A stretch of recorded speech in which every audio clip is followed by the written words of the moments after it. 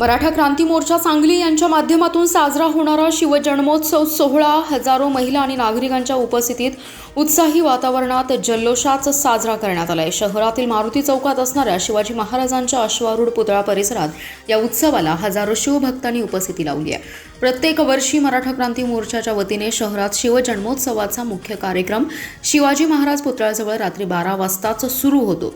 महापौर धीरज सूर्यवंशी यांच्या हस्ते महाराजांना हार घालण्यात आला। यावेळी फटाक्यांची भव्य आतिषबाजी करण्यात आली आणि मिठाई वाटप करण्यात आली आहे। मैदानी खेळांचे प्रात्यक्षिके, सह्याद्रीचा सिंह गर्जतो हा शाहिरी पोवाडा कार्यक्रम आणि शिवजन्मोत्सव पाळणा इत्यादी कार्यक्रमांचं आयोजन करण्यात आलंय।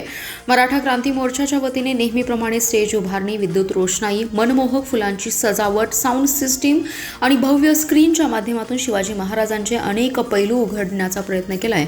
यावेळी महिलांसह तरुण तरुणी शिवभक्त मोठ्या संख्येने उपस्थित होते।